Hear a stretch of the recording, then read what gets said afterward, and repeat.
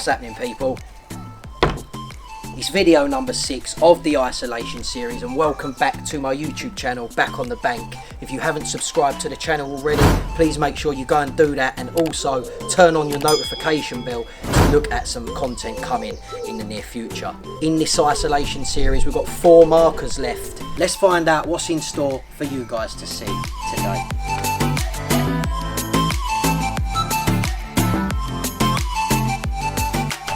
Okay, so the 3-ounce lead has become a preference of mine in this series. I just find that I can chuck it a lot easier than the other ones, and it's brought some luck as well for you guys and for me. So let's carry on. Some practice swings to start off with, and then we'll go with a main swing.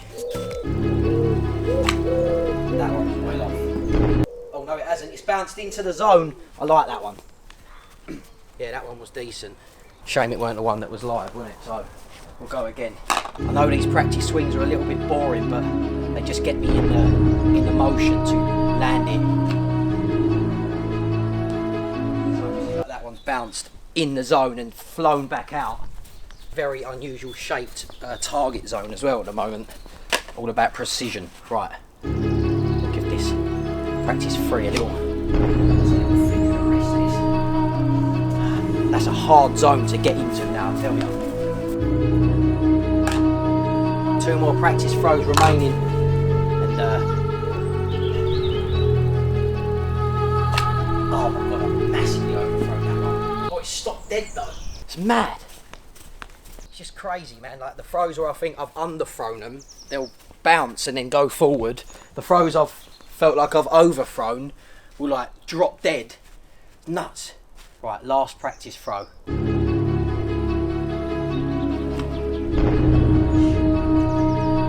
Look, perfect example. It bounced and went about a rod length forward.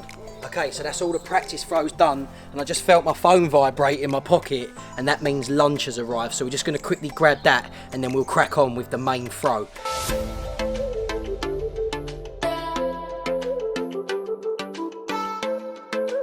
Okay guys, so all practice throws are done with. Main throw in the building. Let's have it.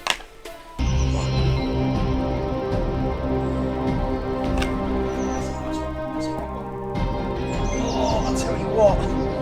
We're going to have to get that tape measure because that is close to 2 markers. Bosh. Let's have a look which one it is. Oh, look. Yeah. Now we're up close to it though. There's only one winner, and that is the central marker of the thing, if I remember correctly. So, what's your memory like, Marco? Can you remember what you put in now? No idea. No idea. Right, let's find out then.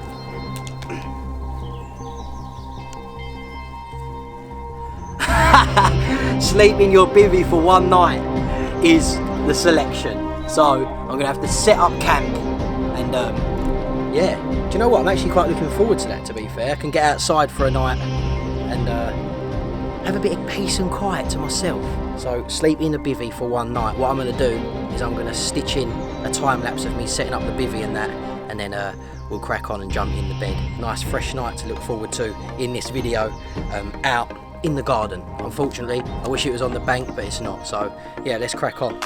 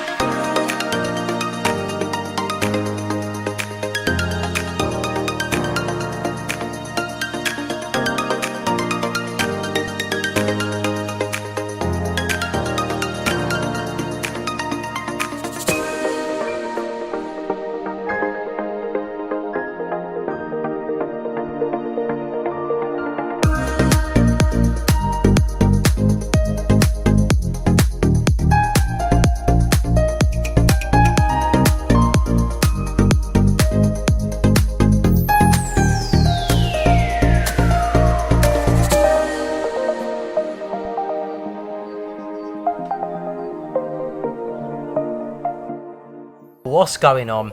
It's video 6, and as you see earlier on in this video, the task that I had to carry out was to sleep in my bivvy for the night. Now obviously with the lockdown in full swing, we can't actually go out and do this on any bank anywhere, so I decided to do it at the bottom of my garden.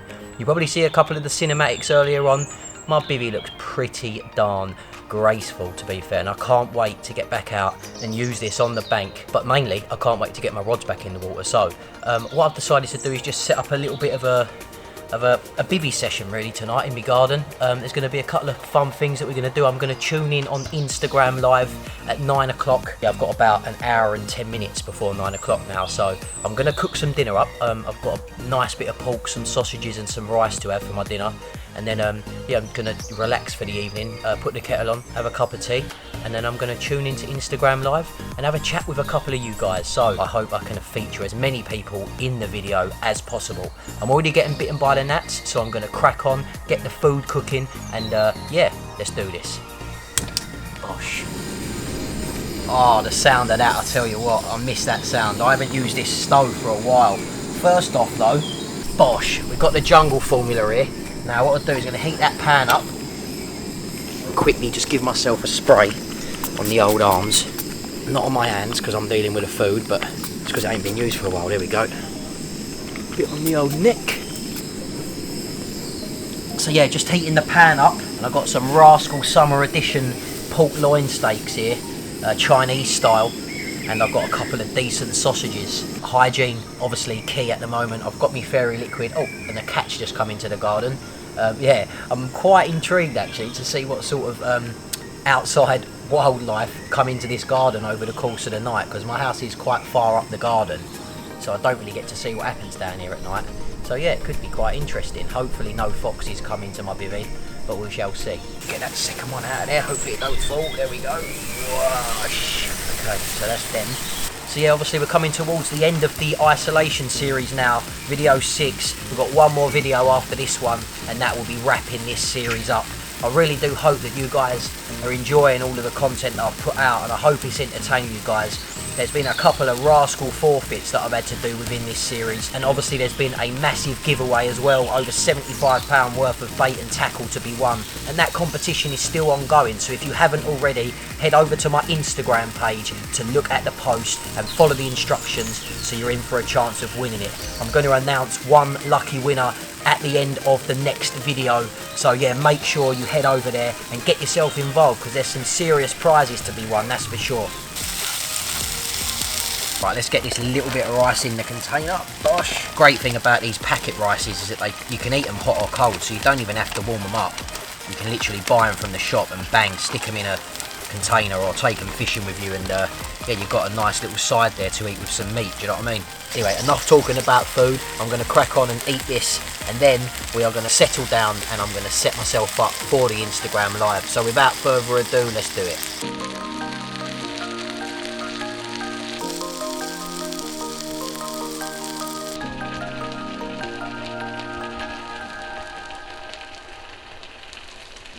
Yes, people, what's happening? We are live on the Instagram for video number 6. The special part of this Instagram Live is that whoever tunes in today is actually going to feature in video 6 on my isolation series on YouTube. So we've got Carl Granger who's just joined. Welcome, mate. Thank you for joining. I just said about 2 seconds before you come in that this Instagram Live is a special one because basically this is going into video 6 of my isolation series. What's going on, something Carpy? Yes, man. Thanks for joining. And also Dylan Leonard. Does anyone know where I can flip this round? Oh, here we go. There we go.